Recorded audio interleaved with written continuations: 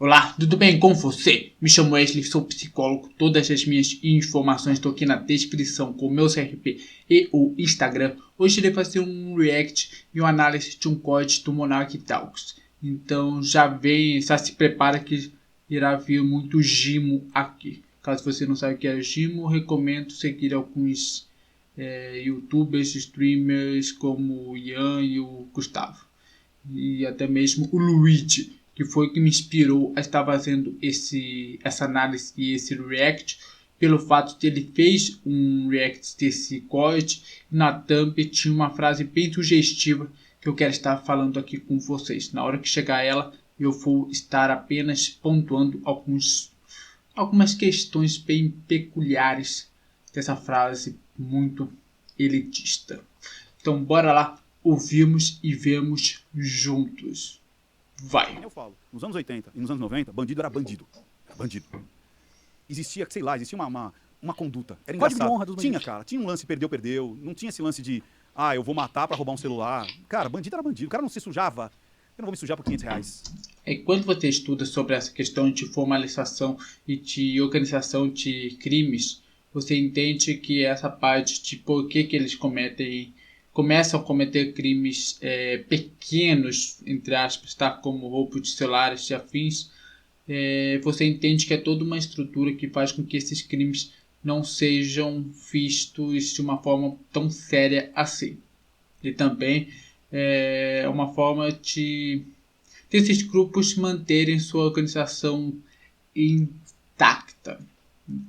E além disso, esses grupos criminosos, eles pegam de pessoas em alta vulnerabilidade social e dão um novo significado, um sentido para a vida daquela pessoa que ela já está abandonada pelo poder público, fazendo com que esse indivíduo ele faça tudo que esse grupo, no caso, grupos de criminosos, peçam para ele estar fazendo, como mesmo virar aviãozinho, roubar celular e afins. Então não tem nada a ver com o que ele está falando, tá? Eu não vou sujar por... Não, bandido era bandido. Na hora que tem o desarmamento em 2003, a criminalidade fez assim, Ao contrário, já vem a questão de criminalidade em aumento desde a década de 60, 70, teve a questão da ditadura, depois a década de 90, então não é nada a ver com a questão do 2003, depois a questão do desarmamento, mas entender que isso já vem de anos e anos de não olhar estatal para essas questões sociais. Claro, tiveram lutas, revoluções, mas mesmo assim há como eu posso explicar, uma forma do Estado não se olhar para essas comunidades que foram historicamente abandonadas. No caso, é o que se tornam criminosos pequenos, muito entre aspas, tá? Pequenos, que cometem crimes de assalto a celular, por exemplo. E outra, eu tava conversando com, como é que chama lá, o do BOP? O Paulo Bilinski? Não, do BOP mesmo, que foi o inspirado no Capitão Nascimento. Não, eu entrevistei ele, depois procurei. Eu de nome sou uma merda, eu quero um desse aí. Você não me ofereceu, mas eu quero. Você viu como é que é assim, viu, Coca? Você viu que o cara não ofereceu, eu já pedi já. Tá certo. Olha lá. Aí, e lembrando que no final a gente vai tomar Weber Mas tem tempo aí, não tem, Monark? Porra, tamo livre, não tamo? Graças a Deus. Por enquanto, até as eleições. Rodrigo Pimentel. Foi o cara que fez a consultoria e tal e tudo mais. Rodrigão, eu achei que tinha sido, assim, o ponto principal, você vai se surpreender agora. O pessoal do chat. Eu achei que era, ali foi uma mudança, né? Eu falei, mas onde foi que... Porque eu falei pra ele, cara, você viveu os anos 90. Porra, e no Rio, né? Falei, e aí? O que mudou? O que mudou? Eita, Siri, Ih, olha lá, ó, Siri pô, maluco. para de Até a Siri quer entrar no... Estão falando de arma, né? Os caras já estão, vamos ligar aqui o bot de espionagem. Pior Né? que é. Você é espionado 24 horas por dia, Monark, então não é nesse momento, tá? Todos nós somos espionados. Só o fato de ter um celular, por exemplo. Você, caso você queira saber mais, tem um livro de um rapaz que ele é o que fez sucesso nessa área de redes sociais, que fala 10 motivos para você deletar a sua rede social hoje. Que ele linka 10 motivos, entre eles essas questões de invasão, questões comportamentais, ele cita análise de comportamento e o behaviorismo. Então, recomendo, caso você queira entender um pouquinho como funcionam as redes sociais, tipo, por que as redes sociais é tão importante para momentos atuais como hoje, que as fake news e até mesmo conseguem fazer com que eleições sejam decididas através de redes sociais, por exemplo, como ocorreu em 2018 no Brasil. Aí ele falou assim, aí eu pergunto pra você, o que você acha que, onde foi o ponto da virada, cara? Além do desarmamento. Porra, não sei. E eu falei pra ele assim, porra, não sei. Ele falou assim, o ECA. O ECA foi feito em 90, tá? No década de 90, então ele já entra em contradições aqui. Caso você queira entender um pouquinho o que é o ECA, vai ler o ECA, vai ler o Estatuto da Criança e Adolescente, onde que ele está totalmente garantias de deveres e direitos a crianças e adolescentes. Né, que antigamente a criança e o adolescente eram vistos como mini adultos, então consequentemente não tinha leis que davam respaldos para essa criança ser apenas criança, para esse adolescente ser adolescente. Também colocava criança e adolescente em situações de escravidão. Pergunte para os seus avós se você é de uma família pobre como a minha.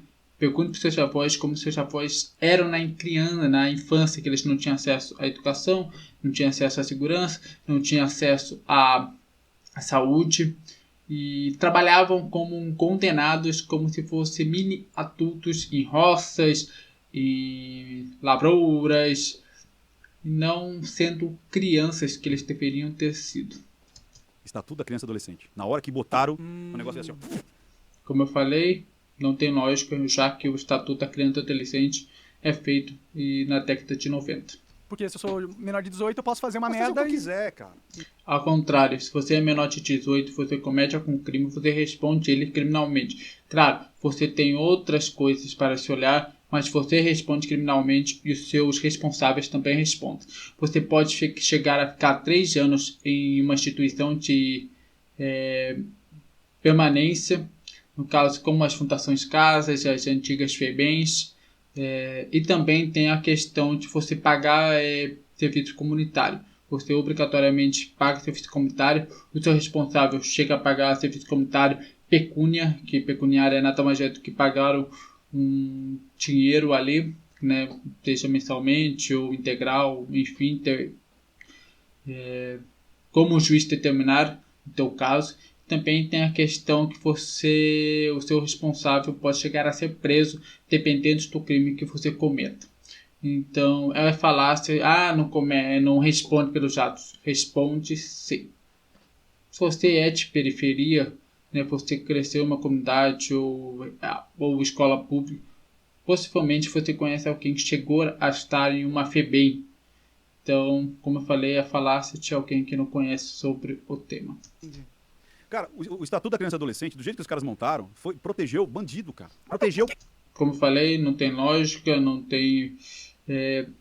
já que esse negócio de proteger o bandido, leia na íntegra, procure, tem cartilha do governo explicando o que é o ECA. Se você quer estudar para concurso, seja a parte de advocacia, assistente social, de direito no caso, né? Concursos para advogados, concursos para psicólogos, concursos para assistente social, você vai ler muito sobre o ECA. Então recomendo você ler na íntegra o que é esse estatuto, para não cair em falácias iguais a essa.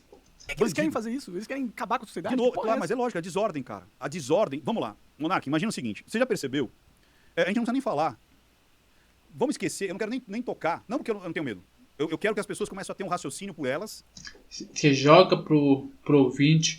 Pro ouvinte é ter o mínimo de conhecimento possível. Você não traz aquela informação. Você não traz algo pro ouvinte estar estudando. Né? Não traz um livro, não traz nada. Você só traz informação rasa sobre o tema.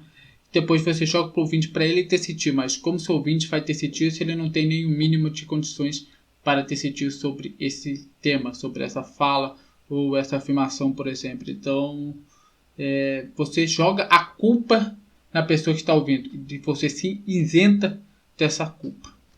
Imaginando uma maneira ampla e não restrita. Então, olha que interessante.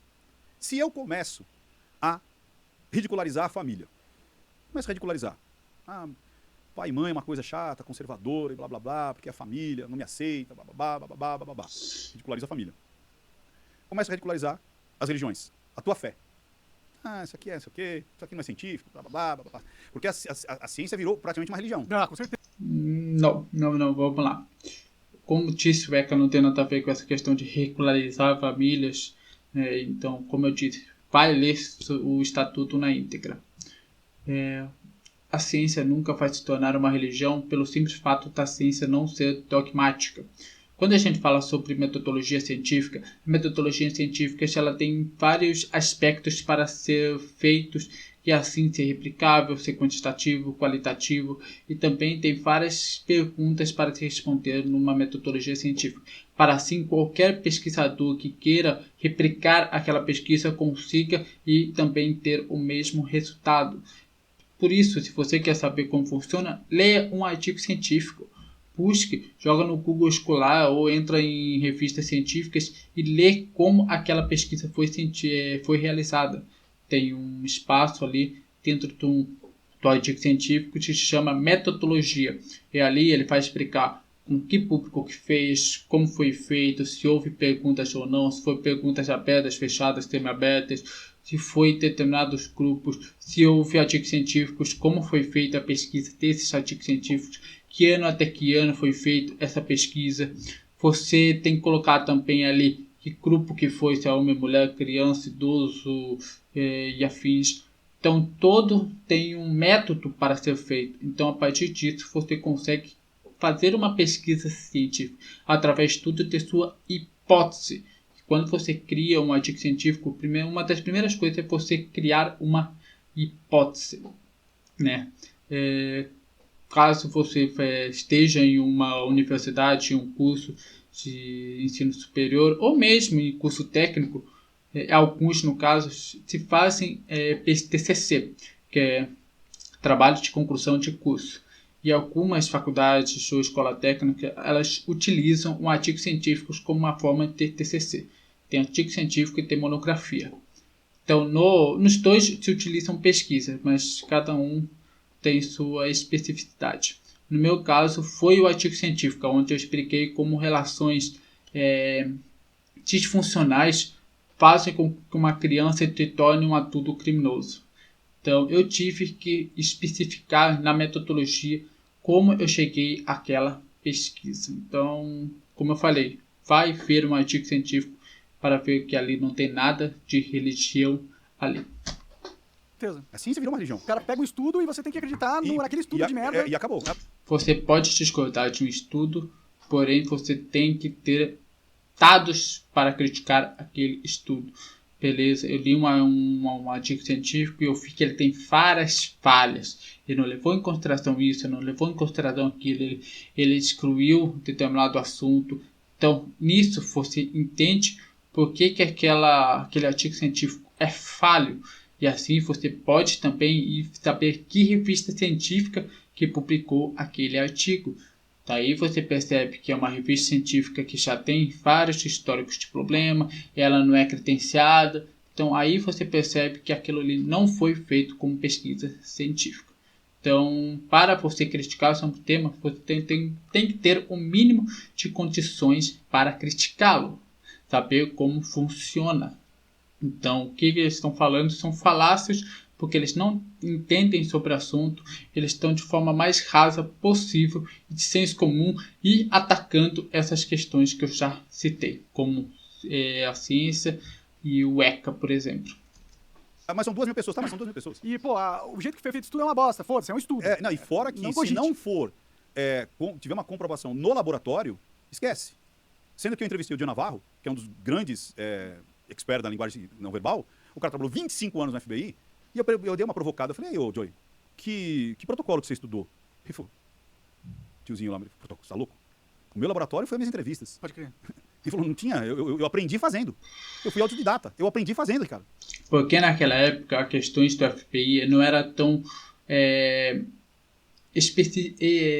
especificadas sobre as questões de determinados criminosos. Um dos grandes nomes nessa área não é esse cara, é o John Douglas de Robert Ressler. John Douglas foi um dos pioneiros no estudo da psicologia de criminosos, tanto que ele escreveu um livro que eu tenho aqui, o livro Mindhunter, que foi de inspiração à série que está na Netflix, da qual foi cancelada, uma pena. Além disso, tem o Robert Ressler, que é o cara que criou o termo serial killer. Eles não tinham metodologia, eles tiveram que criar isso, qualificar, quantificar, catalogar como os crimes eram feitos, para assim criar bancos de dados e, consequentemente, novas pessoas pudessem estudar sobre o tema. Então, sim, naquela época não existia sobre isso. Não existia. Tiveram que criar. E para criar, você precisa ter contato com pessoas e ter contato com livros. Para assim, teoria, prática, teoria, prática, teoria, prática. Foi ali que eu aprendi. Vendo criminosos, estupradores, assaltantes, sequestradores e fazendo meu catálogo. Como eu falei, se utiliza de catálogo. Então, a partir do momento que você cataloga um determinado assunto, você já está quantificando ele para que novas gerações possam se utilizar daquele dado que você colocou para criar novas pesquisas, para criar novos assuntos, para fazer a ciência evoluir. Aí você fala, tá, mas e qual é o trabalho científico que você se baseou? De novo, eram os caras na minha frente ali. Era a clínica. A clínica. O Antônio Geraldo, presidente da Associação de Psiquiatria do Brasil, o cara é psiquiatra. Eu falei assim, e aí? Clínica ou laboratório? Ele falou, clínica. Com certeza. Ele falou, não adianta nada eu fazer uma porrada de exame, ressonância, blá blá blá, se eu não olhar pro cara. E não adianta também você olhar pro cara e você não ter todas as bases, dados da biologia daquela pessoa. Então, uma coisa implementa a outra. Tem psiquiatras que adoram a clínica, tem psiquiatras que adoram laboratórios, tem psiquiatras que adoram pesquisas, tem psiquiatras que não gostam de nenhum, que está em outra área. Cada profissional olha de um modo o ser humano. Então não tem como generalizar e falar que a clínica é a única certa, porque é uma falácia de alguém que não trabalha na área. Da mesma forma que eu, psicólogo, eu adoro a área social, já trabalhei em instituição social, já trabalhei em RH, gosto, sou um especialista nisso. E também tem as questões de clínica, tem a parte educacional, tem a jurídica, tem a do esporte. Significa que a clínica é a única certa, então, e o resto está tudo errado, sendo que cada um vê o ser humano em determinado contexto de forma diferente e todas podem estar se implementando entre si. Mas é muita falácia para alguém que não é da área. Apertar a mão dele sem estar na minha frente. Eu quero saber o ser humano que está na minha frente. Eu não posso me basear só no que está aqui. Só nos números, né? A doutora lá, a Ana Beatriz, mesma coisa. Ela falou assim, cara, sabe por que eu não faço atendimento online? Eu falei, porque eu quero ver a sensação do cara, o incômodo dele na minha sala de espera. Não se levem a sério o que a doutora Ana Beatriz Barbosa fala, tá? Não levem a sério, pelo amor de Deus. Tá? Tem vários pontos que eu poderia estar falando, entre plágios e livros, tá? Que tem processos referentes a isso, até mesmo citações de senso comum, uma forma de patologizar tudo. Tudo é patologia, tudo é doença, tudo é isso. Você faz isso, você é doente. Esquecendo que cada pessoa se forma, que se comporta de determinado jeito, se comporta de determinado ponto. E lembrando que, como eu falo, cada profissional trabalha de um modo diferente. E eu sou da psicanálise, então eu olho o ser humano de um modo. Tem pessoas da comportamental que olham o ser humano de um modo. Pessoas da analítica olham o ser humano de um modo. Pessoas haitianas olham o ser humano de um modo. E afins, pessoas psicodramáticas olham o ser humano de um modo. Cada um olha o ser humano de um modo. Então cada um vai lidar com as questões de entrevista online presencial de um modo diferente. Pode ser que para um comportamental, ou mesmo para terapeuta psicanalítica, ele não vai olhar do jeito que o cara aperta a minha mão, porque ele vai entender que naquele momento a pessoa pode estar frágil, tanto que ela não vai conseguir apertar sua mão. Não significa que ela está doente, mas naquele momento ela não consegue, ou pode ser alguma tragédia, ou pode ser que ela está com questões biológicas mesmo, falta de vitaminas, nutrientes. Então, são falácias de alguém que não é da área. Eu quero ver como é que ele vai vir vestido, se ele tomou banho, se ele não tomou banho, se ele fede, se ele não fede, o jeito que ele vai apertar minha mão. Ou seja, a clínica. Tem muito mais dados ali, né? Muito mais informação. Então, vamos voltar. Depende qual que é o intuito que você quer. Qual que é o intuito? Porque tem coisas que você não consegue na clínica. Você precisa levar para o laboratório, fazer exames e afins. Então, qual que é o intuito? Que dados você quer? Porque tem dados que você só consegue na clínica. Tem dados que você consegue somente na área social. Tem dados que você só consegue nas questões de laboratório, de exames. Então, que dados você quer? Então, não, é uma falácia. Só dados consegue mais dados. Não sempre. Nem sempre. Tá, vamos destruir a família, beleza? Gênero, pai e mãe. Agora o Unicef tá brigando, né? Que a criança não é mais a família. Você viu isso? Estão voltando nisso? Não, que a criança pertence ao Estado e não à família? Sério? É, que tipo assim, a educação... Não. É entender que a criança é um ser que a sociedade deve estar respaldando os cuidados dela. O Estado tem que dar educação, segurança, saúde, moradia, alimentação. Os pais têm que cuidar e resguardar das questões físicas, biológicas, educacionais, de saúde, segurança e do convívio desse ser humano. A sociedade tem que resguardar essa criança a ter um acesso à educação, ter acesso à saúde, fazer com que essa criança possa se sentir um ser pertencente em uma sociedade. Então, não. Vai ler a ONU, como a ONU olha as questões do desenvolvimento da criança, tá? Vai ler sobre a Unicef. Recomendo muito vocês leem sobre a Unicef e recomendo novamente ler sobre o ECA. Não caiam nas falácias dele, porque ele já fez vídeos apoiando o golpe, então não vou entrar nesse detalhe, mas é só um ponto para se observar. Já tem uma visão bem fechada sobre determinados assuntos das quais não conhece, e é mais ou menos isso. Não cabe o homeschooling, que estão brigando adoidado. Por que que um grupo político não aceita que a pessoa tenha liberdade e não obrigatoriedade? Eles não falam muito da liberdade, né? Ninguém gosta da liberdade. Ninguém gosta da liberdade. Eles falam que é liberdade, é pluralidade, meu corpo, minhas regras, desde que seja igual ao teu. Porque se você pensar o contrário, fodeu. Cara, homeschooling, que é você... Cara, até 1800 e pouco não existia escola, você estudava em casa. Você tinha lá os seus tutores e tal, não sei o quê. Só os ricos tinham escola. Só os ricos, exato. Não, nem isso, né? Não, quando a gente fala sobre o ensino escolar, a gente não fala somente sobre o ensino formal. Aprender A, B, C, aprender 1 mais 1 igual a 2, braço, perna, perna, sabe, cabeça, orelha. Nossa, Primeira e Segunda Guerra Mundial não é somente essa questão do ensino formal, mas ensinar a criança que ela faz parte de um contexto onde tem pluralidade de ideias, tem pluralidade de seres, tem pluralidade de religiões, de culturas, e que a escola é um mini reflexo dessa sociedade que a criança vai estar inserida, que a escola vai ter contato e acesso a pessoas que falam mais alto, a pessoas que falam mais baixo, a pessoas que não falam porque têm deficiência. Tem pessoas também que vão ter deficiência porque não escutam. Tem pessoas que vão ter deficiência porque não andam. Tem pessoas que vai faltar um dedo. Tem pessoas que têm um dedo a mais. Tem pessoas que têm problemas na língua iguais a mim. Tem pessoas, sabe, que são loiras, são ruivas, são pretas, são brancas, japoneses, asiáticos e afins. Então, tem pessoas que são de outras etnias, que vão estar naquele ambiente escolar, vai ter acesso e contato com pessoas ricas, pessoas pobres, todos em um ambiente, porque aquele ambiente ele vai refletir uma sociedade. Por isso que somos contra o ensino escolar remoto, porque faz com que a criança não tenha acesso à pluralidade de ideias, à pluralidade de diferentes pessoas.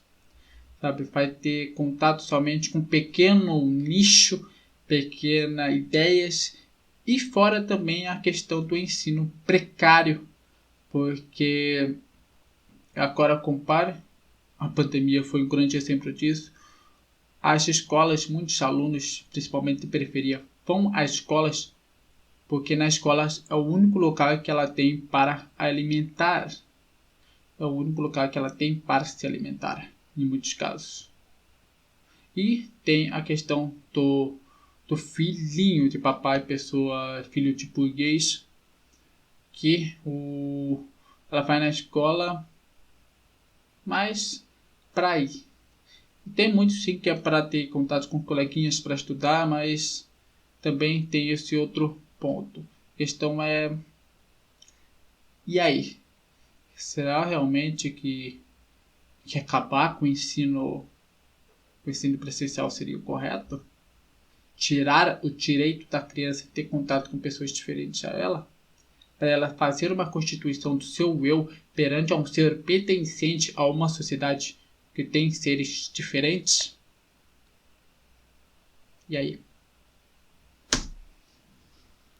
É muito fácil atacar sobre um tema que você não conhece o mínimo de condições sobre esse tema.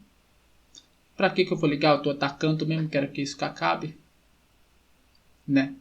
Você aprendia com os tutores e os pobres aprendiam com os pais e com os mestres, aquelas pessoas que iam te ensinar.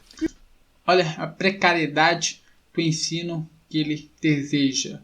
Por pessoas ricas aprendem com tutores, professores, certo? Pessoas pobres com pessoas aleatórias, com os pais. Pô, muitas vezes os pais nem sabem nem escrever. Não terminaram a 4ª série. Não terminaram a 5ª série. Terminaram a 2ª série. E aí?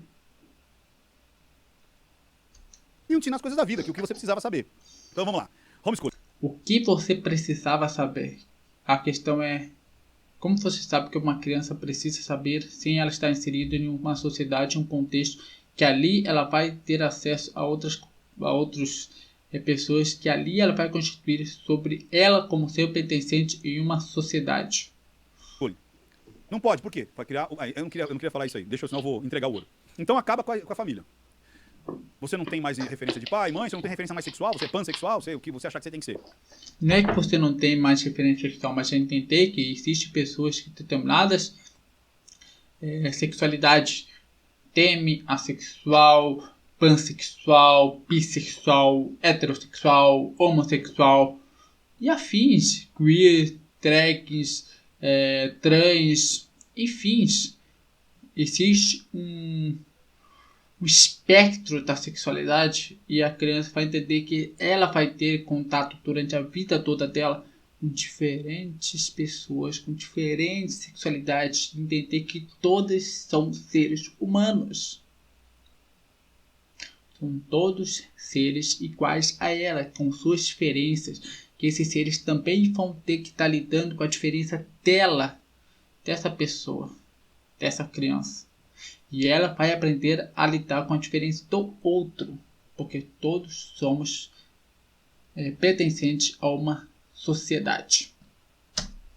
Aí você acaba com a religiosidade, acaba com a tua crença, acaba com a tua fé, acaba com o sobrenatural, no sentido de não ser natural, o sobrenatural. O milagre, a fé, é aquilo que move, o amor, a compaixão, o carinho, que são coisas que você não consegue quantitar. Não. Você consegue quantitar e identificar esses sentimentos, tá? Existem pesquisas, mas vou trazer só um caso. Durante a década de 60, um rapaz entrou em uma universidade nos Estados Unidos e ele, em cima de uma torre, atirou e matou uma quantidade de pessoas, né, durante um ataque. Depois ele faleceu, entrar na torre, ele acabou falecendo. Durante ali investigações, autópsia, necrópsia, identificaram que ele tinha câncer no cérebro. Alguns anos antes, também tinha um rapaz que trabalhava numa construção civil. Um arpão atravessou o seu cérebro e assim ele sobreviveu. Mas ele, depois disso, começou a emitir comportamentos e a partir dos comportamentos ele começou a consumir fotos de crianças, consumir agressivo, ele ficou agressivo com a família, com a esposa. E depois identificaram que o cérebro dele foi afetado durante esse essa travessia do arpão na sua cabeça. Esses dois casos fizeram com que alguns cientistas pudessem explicar como áreas do cérebro determinam comportamentos humanos, trazendo questionamentos se algum ou com câncer, ou com uma lesão, faz com que a pessoa ela tenha comportamentos criminosos, ela tenha uma visão sobre o mundo, ela tenha uma distorção dos seus sentimentos perante a determinados comportamentos dos outros e dela mesma. Um dos grandes exemplos disso é o que acontece com alguns jogadores de futebol americano. Um dos grandes casos é o Hernandes, que foi um rapaz que ele está atrelado ao crime de um colega, de um amigo. Depois descobriu que ele tinha danos no seu cérebro também. Pedrinho, matador, também é outro que o seu cérebro tem diversos danos por conta de um chute que o pai dele deu na mãe dele enquanto ela estava grávida. Então isso faz com que pesquisadores consigam identificar e quantificar esses sentimentos. E a área de sobrenatural existe na OMS, que é a Organização Mundial da Saúde, que faz com que o ser humano ele é feito de vários lados: biopsicossocial e espiritual. Então, profissionais da saúde, profissionais da sociologia, das áreas sociais, das áreas humanas em geral, olha o ser humano com sua completude biopsicossocial e espiritual, porque não devemos descartar a parte religiosa e da espiritualidade da pessoa quando a gente fala sobre o ser humano, né? Por exemplo, alguém que tem determinada visão, né, tá ali falando que está incorporando um santo, tal, no meio da rua, por exemplo. A gente vai entender que, ela tá com um problema, ela precisa levar ela no psiquiatra, no psicólogo, sabe? Assim, mas coloca essa pessoa e coloca ela dentro de uma religião de matriz africana ou uma outra religião que entende o ser humano desse modo. Não, ela faz parte de um grupo que entende esse comportamento dela. Então é bem justificável esse comportamento dela naquele grupo, naquela religião. Então não tem como desvincular uma coisa da outra. Você não faz uma ressonância e fala, o amor está aqui. Você não tem isso. Tem como sim áreas do cérebro que você consegue identificar aonde estão determinados sentimentos e como essas áreas do cérebro se comportam perante a determinadas situações. Tem ressonância magnética que você consegue identificar áreas do cérebro para essas situações. Tá? Então, como falei, falácias de alguém que não sabe sobre o tema. Acaba com a religiosidade. Acaba com a história. Reescreve a história. Acaba com a família. Sobra quem? Acaba com o patriotismo. Acaba com a unidade da bandeira, das cores, da nação. Sobra o quê? O Estado. A força e o domínio do poder pelo poder. Sobra o partido. Ah, entendi. O Hitler fez exatamente isso, cara. Por que endemonizaram o Hitler? Eu, no meu vídeo que eu falei sobre a psicologia das massas e o bolsonarismo, tento explicar que quando a gente fala sobre determinado símbolo, significa que aquele símbolo tem a simbologia perante a determinado grupo, tá? Tem simbologia, tem símbolos tão diferentes dentro da psicologia lacaniana. Símbolos é aquele que ele tem de raiz, simbologia é aquele que eu coloco de elementos meus perante aquele objeto. Então, os seus seguidores, eles têm várias simbologias perante ao Toff. Toff, né? Não vou falar sobre o nome dele.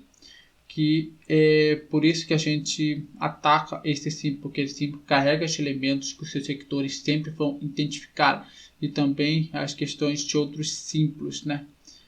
Então, por isso que a gente ataca esses símbolos, né? E não somente o conteúdo desses símbolos. Porque fica simples de eu não mostrar o que ele utilizou. Se eu mostro e demonstro o método, você começa a ver semelhanças, né? Sacou? Sim. Então é muito mais fácil eu falar que ele era um demônio, que o objetivo dele era raça ariana. Mas os caras tinham paleta de cores. Claro, vai justificar em algum momento ali. Justificar em algum momento ali, ele está descartando um elemento para fazer com que a ideia dele esteja atrelada ao que ele quer dizer. Então ele descarta um ponto que ele acha irrelevante para que o que ele queira falar se encaixe nessa premissa que como posso explicar? Que é igual, sabe? Criminalizar alguma coisa que não tem lógica nenhuma. Era uma ferramenta do poder dele. Mas lá atrás não. Então, quando você endemoniza o personagem, eu não posso ser aquele personagem. Então eu posso tacar pau. Se eu endemonizo o método, por que a gente conhece mais o Hitler em vez de conhecer o Goebbels? Que o Goebbels...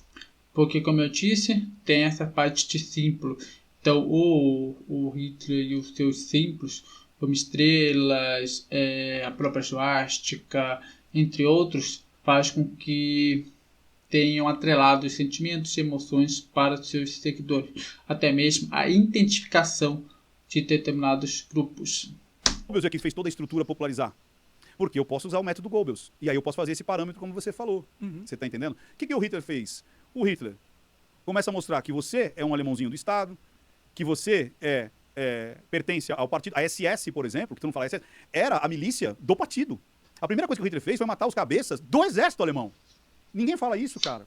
Todo mundo fala isso. O documentário mais chifrinho que você ler e assistir vai falar sobre a perseguição aos seus opositores. Sigmund Freud, o pai da psicanálise e um dos homens mais importantes do século passado, ele foi perseguido pelo partido nazista. Ele foi perseguido, tá? Então, é citado muito, tá? É citado muito em vários pontos por todo mundo sobre essa perseguição a opositores. Não somente a opositores, mas também a determinados grupos que ele achavam inimigos, como os comunistas, homossexuais, judeus, negros, latinos. Você entendeu? E outra, mas o Hitler era ultranacionalista. Porra, ele era ultranacionalista e ele tira a bandeira da Alemanha, põe a bandeira do partido?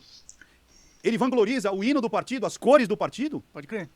Porque daí entra na questão histórica também, tá? Porque a partir do momento, naquele momento específico que ali a Alemanha estava humilhada, derrotada, da Primeira Guerra Mundial, ela teve para ser tratada, chefaceiro do seu exército, sofrer sanções, pagar multas. A partir disso, você coloca um novo símbolo e faz com que a pessoa se tenta que aquela Alemanha destruída, ela tem um novo mártir. Elas têm que seguir de um novo jeito, esquecer daquela história dela de derrotas, que a partir daquele momento ela seria diferente. Por isso que se utiliza de novos símbolos, novas bandeiras, novos hinos, novo líder. Porque sente com esse passado horrível de guerra, destruição, de perdas, para um novo de vitória, que você faz parte de uma raça superior perante a outra. Então, por isso que tem essa distinção e esse uso de determinados símbolos das quais não se utilizava antes, como bandeira e hino, por exemplo. Como é que ele é ultranacionalista se ele abandonou os ícones, Símbolos da nação. os símbolos da nação e coloca os símbolos do partido? E por que poucas pessoas sabem que o Partido Nazista é uma abreviação, um apelido de Partido Nacional Socialista dos Trabalhadores? Pode crer. Quase ninguém sabe, cara. Porque daí você começa a falar, não, mas aí vem a justificativa, mas era só um nome. Porra, era só um nome. Sim, era só um nome. O próprio Hitler falou isso em seu livro Minha Luta. Ele mesmo falou isso. Que se utilizou como uma forma de fazer os trabalhadores e as pessoas que estavam ali na Alemanha se identificassem com esse grupo e votassem. Lembrando que a Alemanha nazista participou de eleições, tá? Tanto que foi um dos piores erros que os próprios nazistas falavam, que foi de dar liberdade de expressão para eles. Tá?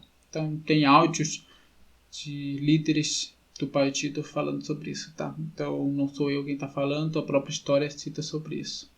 Não eram socialistas dos trabalhadores, por que botou esse nome então? Por que não botaram o partido, sei lá, do Hitler maluco? Porque não teria identificação da população a um grupo. Lembrando que naquela época o socialismo estava crescendo por conta da Revolução de 1917 que ocorreu na Rússia, então, que depois se tornou a União Soviética. Então, por conta disso, os ideais socialistas começaram a crescer naquela parte da Europa e, consequentemente, se utilizar de nome socialista, no caso ali, fazia com que os trabalhadores e as pessoas começassem a querer seguir esse determinado grupo por conta do sucesso que a União Soviética tinha até aquele momento na Rússia. Sim. Você entendeu? Não, mas é nazi, nazi. O nazi era por causa do nacionalismo. Partido Nacional Socialista, nazi, porque em alemão é nazis, entendeu? Em vez de falar Eu falo um pouquinho sobre história porque a gente entende sobre o ser humano também como um fruto de uma história que ele está ali inserido, uma história já existente, ele nasce e ele é inserido em determinados grupos que já têm uma história existente. Mas não sou um historiador, recomendo você ler sobre historiadores ou até mesmo assistir o vídeo do Ian Neves, do Gustavo, né, que são pessoas historiadores da área.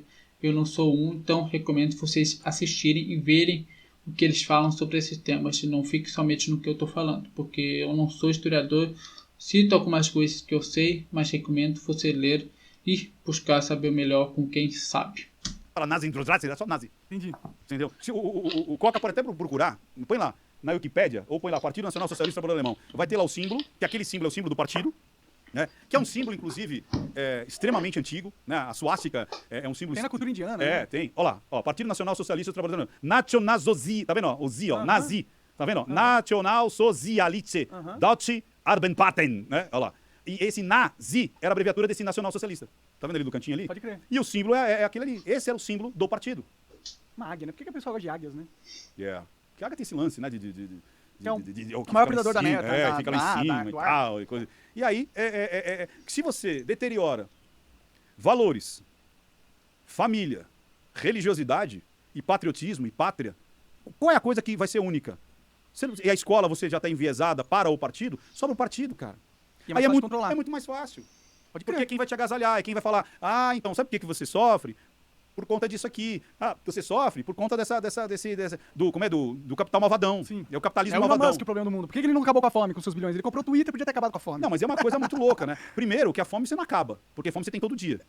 Ai, essa frase, mano, é um show de elitismo, de preconceito, de aporofobia. Em um local só, mano. Quando a gente fala sobre acabar com a fome, significa trazer o mínimo de condições para pessoas que não têm o que comer durante o dia. Aquela pessoa que ela acorda de manhã e não sabe o que ela vai ter comer, não vai ter o que comer durante o período do dia, dorme à noite com fome e não sabe o que vai comer no outro dia, dorme à noite e com sensação que vai morrer a qualquer momento porque não comeu nada, dorme com barriga roncando. E uma das piores sensações é quando a barriga para de roncar, porque você começa a perceber que o seu corpo está se matando. Tá? Quando você fica um bom tempo sem comer, o teu corpo começa a se comer para ter energia para sobreviver. Tá? O corpo ele começa a pegar cálcio dos ossos, pegar gordura, sabe? Começa a atacar determinados órgãos, alguns órgãos param de funcionar porque o corpo quer economizar o máximo de energia possível. É sim, por isso que a gente fala que fome, a pessoa está com fome. Lembrando que 33 milhões de pessoas no Brasil estão em situações de fome. Estão em insegurança alimentar, que é isso que é um nome bem bonito para que as pessoas passam fome. Então é um show de elitismo, de preconceito, de falácia de quem não conhece sobre o tema e de quem não vivenciou isso. Tá? Infelizmente eu sei muito bem o que é isso, infelizmente. Mas é um show de elitismo, de preconceito. Tem um livro chamado A Ralé Brasileira, Quem Vive e Quem São. Quem é e quem são. Desculpa. Quem é e quem e como vivem, de uma socióloga brasileira, que ela explica sobre esse olhar das pessoas perante a uma classe que historicamente é abandonada perante ao Brasil, como sociedade que é visto como uma mercadoria, como objeto, como alguém que ele está sofrendo porque quer, causando uma meritocracia frajuda que não existe, tá? Meritocracia não existe, porque basta olhar no Brasil que você vai entender o porquê que não existe. E ele explica bem essa classe, tá? que é esquecida, desprezada e sofre calada em muitos casos. Tá? Recomendo, é um livro muito longo, tem mais de 500 páginas, tá? É um livro pesado, leia com calma, com seu ponto. Quer entender um pouquinho sobre preconceitos para pobres, esse desprezo aos pobres, tem o livro Aporofobia, tá? Que é um sociólogo espanhol, se eu não estiver enganado. Também vou estar recomendando para você ler um pouquinho, né? Ler esse livro. Tem livro também Psicologia Social, que explica sobre esse olhar da psicologia perante ao contexto social, toda a história social que a pessoa vai estar inserida. E mais ou menos isso. Recomendo você estar lendo esses livros e não fique somente no que eu estou falando. Mas falta a pontuar. É muito show de canalice, de preconceito, de elitismo perante aos pobres e colocando que esses pobres não sofrem. As pessoas vão sempre querer comer, né? Então como é que se acaba com a fome? Quando a pessoa aprende a gerar sua própria riqueza. É assim que acaba com a fome. Você não acaba com a fome dando comida para ela. Sim, porque no outro dia ela vai ter que... então toda hora eu vou dar comida? Então... Sim, porque naquele momento a pessoa não consegue pensar em uma coisa porque ela está pensando em sobreviver. Por isso que tem essas questões de redistribuição de renda, que são a questão do Bolsa Família, por exemplo. Você dá o mínimo de condições para aquela pessoa sobreviver, para que aquela pessoa pare de pensar somente em sobreviver e pense em outras questões, como escola, saúde, segurança, empreender ou trabalhar, mas você tira o que faz com que ela não pense sobre esses outros temas, que é a fome e a sobrevivência. Tá? Então, por isso que tem esses programas de redistribuição de renda, para acabar com a fome, porque assim você acabando faz com que as pessoas busquem outras formas de viver e de pertencer a uma sociedade. E não apenas pensar na fome, pensar em sobreviver. Peraí, de novo. Então você não tem mais o aprender, o solucionar. O ser independente, né? Exatamente. Você fica dependente Você de uma vai ter estrutura. sempre uma mão que vai te dar tigela de ração. Pô, tigela de ração. Ver as pessoas pobres como animais. Olha o show de elitismo, de preconceito. Sabe? É um show... É muito preconceito enraizado nessas falas. Tigela de ração. Tigela de ração. Pô, sério? Lembrar que ele é coach, tá? Você entendeu? E isso é muito legal, né? Porque se você depende de mim, é que nem eu falo. Sabe quem escolhe isso numa coisa bem escrota? Quem que escolhe o sabor da pizza? Quem paga ela. É verdade? Você entendeu? Sim. Se eu pago... Imagina eu chego aqui e falo assim, ó, pessoal, vamos pedir uma pizza? Se eu for bem escrotão. Olha, eu acho que eu quero de metade português e metade calabresa. Pode ser, Monark? Você falou que não. Mas você tá pagando? Você Manda tá ver. pagando, porra? Manda Ainda mais, ver. você entendeu? Ainda mais se estiver na minha casa. Eu falo, vou comprar pizza. Sim, normalmente pede, assim, O o que você você quer? quer? O Coca, que você gosta e tal. Sim, sim. Mas se eu for escrotão, entendeu? Quem paga a pizza, escolhe o sabor. Aí é aquela história. Se eu não deixo você pensar de uma forma empreendedora, onde você vai gerar a sua própria riqueza, onde você vai... E não é só ter o seu próprio negócio. Você pode ser empregado e não tem problema nenhum, mas você ser o gerador da sua riqueza. Sim, Você joga a culpa no outro pelo outro estar sofrendo aquilo. Você não entende que esse outro é fruto de uma sociedade que pune essa pessoa em tentar ser empreendedora, por exemplo, não tem subsídios, não tem investimentos, não tem olhar e afins. Tem pessoas que não têm condições, só querem sobreviver. Porque é que ela não está conseguindo. Sabe? Ela não está conseguindo sobreviver. Não está conseguindo, sabe, ser visto como pessoa. Porque pessoas assim veem ela como animal, utilizando de tigela de ração. É muito canalice, porque você não entende que aquela pessoa é o fruto de uma história, de uma sociedade doente, que vê os seres humanos como animais, como objetos, como lucro, sabe? E que o esquema perpetua esse esquema fatalista, que é você colocar a culpa do que acontece com a pessoa nela. Ah, se você está aí passando fome é porque você não empreendeu, Você não pegou 10 reais, não deixou de comer comida aquele dia para aprender. Para comprar balas e vender essas balas. Pô. Elitismo em alto nível. Em alto nível. É porque, você entendeu? Você trabalhar... Ser empregado, você tem um talento, você faz algo bem. Porra, você exato, pode ser empregado por cara. outra pessoa, senão o cara que atualmente emprega. E outra, aí você cresce. Sim. Você entendeu? Você tem participação e você vai indo. Ah, mas tem o malvadão. Cara, hoje... Você acaba... Foi muito gimo. Tá muito gimo em alguns minutos. Tá em 50 minutos. É muita coisa para digerir. Mas como eu disse, recomendo vocês leiam sobre esses temas, tá? Esses livros que eu citei, não caiam em falácias de primeiro coach, porque se dizer que é coach não significa que a pessoa seja alguma coisa, tá? É mais ou menos isso. Muito obrigado por esses minutos juntos. Cuide, se inscreva no canal, comente sugestões para próximos vídeos e tchau!